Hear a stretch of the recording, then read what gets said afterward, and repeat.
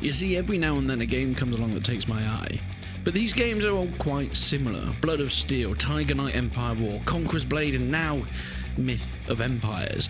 But I'm going to talk to you about it today, mostly because you guys have been asking me to show you guys this game and actually what it includes, and mostly because I do have a few opinions on these types of games. But you see, this one seems slightly more interesting, because the other ones have taken inspiration from a game like Mount & Blade, but this one almost directly takes from it. So without further ado, this is Myth of Empires.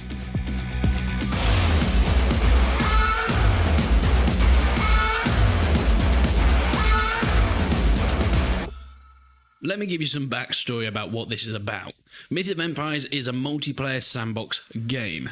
Players fight to survive and earn their place in a world torn by war. It is set in the 3rd century China, and people must come together to build and fight for their land. The map is 64 square kilometers in size, which is about half the size of the Daisy standalone, and would take about half an hour to 45 minutes on horseback to ride over. So it's a decent sized map, but the problem is it's a full MMO, meaning it relies on players to mold the world and take part in its evolution. The game includes fortress buildings where you can grow towns and cities into massive military encampments, leading armies to siege enemies' walls with trebuchets, siege weaponry, and of course your troops. You can establish your own empire and even get other people to come in and join with you. In it is fully operational and constructible siege weaponry that can be used without. Let's hope there's some trebuchets in there. But with this comes massive battle sizes. Hundreds of troops on the same field in this massive MMO, going sieging from one place to another. Now, as you'll see by some of this gameplay, some of the horseback riding and some of the on-foot combat does look very similar to Mount & Blade 2 Bannerlord, and if you listen closely, you can even hear some of the exact same sounds that are used in Warband. Now, at first, I thought, are they just nicking the sounds from Mount & Blade? And a lot of people thought the same, but I've done a little bit more research, and I've actually asked Callum, who is the community manager at Tailwoods, and he did mention that whilst Bannerlord's sounds and sound design is made in-house, when Warband was being created, because it was such a small game with such a small budget at the time, they outsourced some of that, using sound libraries, some of the screams and battle sounds and swords and shields clashing with each other, even though straight away you can hear this is sound from Mount & Blade, is used from a sound library rather than them just nicking it. However, the inspiration from the game is no secret. They seem to be taking what Bannerlord has done with its third-person combat and putting it into a more broader sense, with less details on the specifics and the intricate fidelity of each individual part of the game. They're deciding to take it on a larger scale. Yes, larger than Mount & Blade. Now it is an open world, something like Persistent World did, or a game like Of Kings and Men tried to do. Even something like Conquerors Blade has sort of done, but without the overworld map. You're just in the game in third person, building, recruiting, and going to war. And some of the screenshots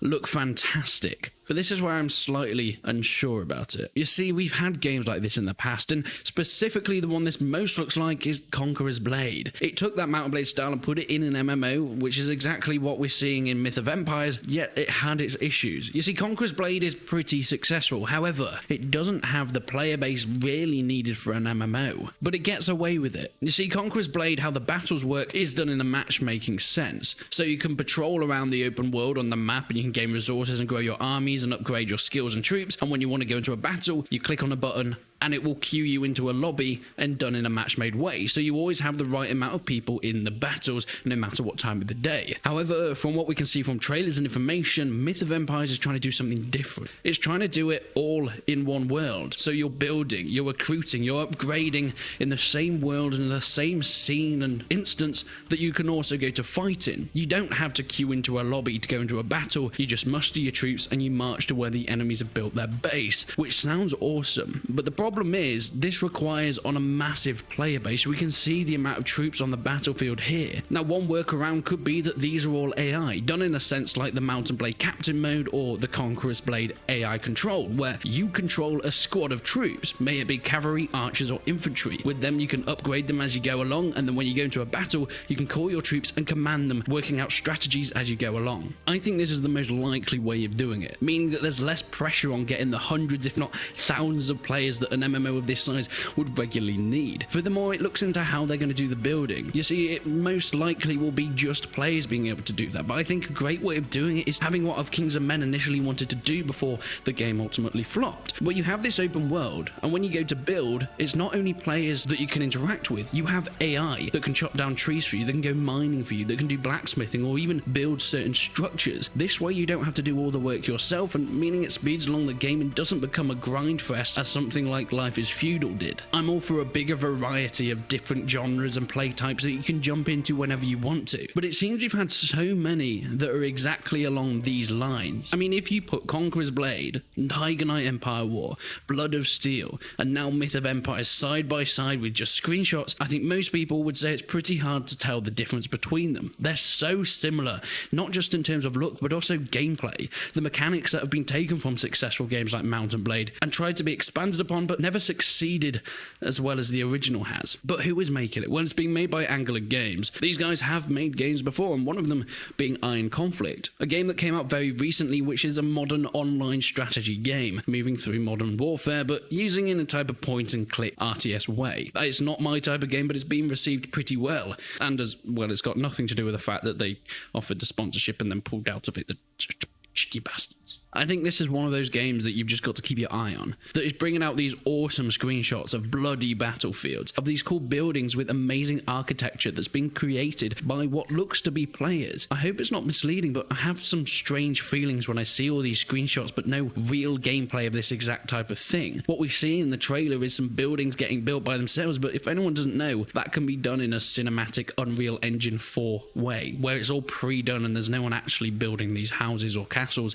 They've just been built in an animation. However, that might not be the case. That's just what it looks like to me. And whilst I have said I'm all for more types of games like this, these Chinese companies do seem to love to shove in microtransactions, which is the only downfall. I'd say anyone can have a go at making a game like this, but if you're going to carry on shoving in microtransactions, it's not healthy for the community. Whilst they haven't been confirmed in this game, there is a question on their Q&A where it's asked about microtransactions, and their answer was they're working on developing the game and they've not even thought about that yet. But my prediction is they probably have thought about that, but they don't want to state anything just yet. But what do you guys think? Do you think the more the better of these types of games? We've seen so many of them pop up over the last few years, and they all kind of seem to be very identical clones of each other. This one is slightly different since it's more focusing on the historical nature of the Han Dynasty, rather than something like Conquerors Blade or Blood of Steel, which goes to more fantastical routes. But a lot of what we've seen has been done before, and not all that successfully. But I'm going to try and keep you guys updated anyway if anything big comes out in this, or if we see any more gameplay or details. I'll see if I can get myself into the beta and get some gameplay recorded, because I think it's going to be an interesting one to keep your eye open for. Alas, as I'm sure many of you are, I'm very,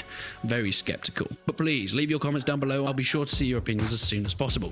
Leave a like on the video if you enjoyed it. Leave a dislike if you didn't. But until then, I will see you in the next one.